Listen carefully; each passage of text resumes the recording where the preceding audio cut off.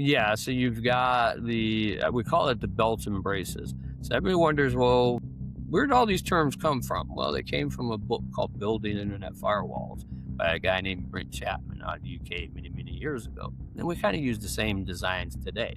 And what it is you usually have a router followed by a bastion host, followed by another router. It's the three-layer defense model, which is now in most modern day devices contained inside of it.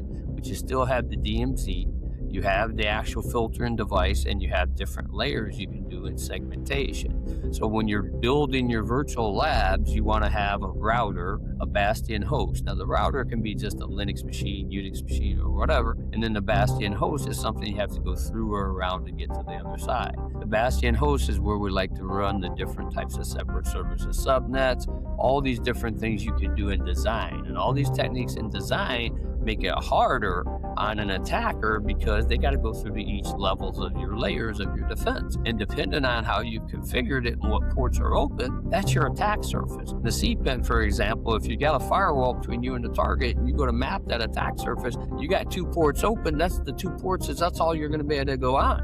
That's all the attack surface you have. You're going to have to find a vulnerability in those two ports or you're done. And guess what? That happens until that vulnerability gets exposed in a device or something like that. You might only have two ports allowed through that device and that access. And when you have that, you got to leverage that vulnerability. If there's no vulnerability there, you can't get in. That's reality.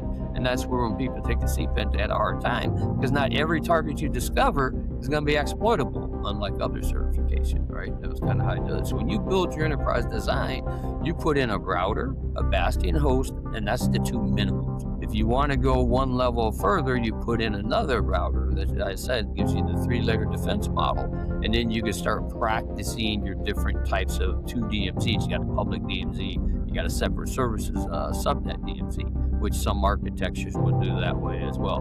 Remember, especially if they work with me, they're going to have segmentation. When they have segmentation, each one of those segments is protected by either a VLAN, and that's not the choice that I try to select. Moreover, usually a router or a firewall interface, and that means that router or firewall interface has a configuration of filtering in it.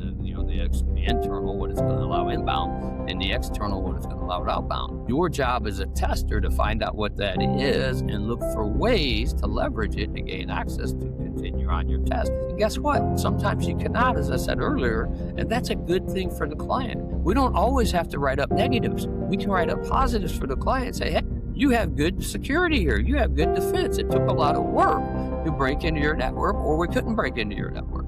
That's a good thing. It isn't always as a pen tester. You always got to break in. I'll never forget when one of the partners that hired me in one of the engagements was like, we're not finding anything. We're not finding anything. That says they've got good defenses. When they have good defenses, they were. Now, finally, we did get in, but we needed help. We had to actually get social engineering part involved where you could get somebody click a link, stuff like that.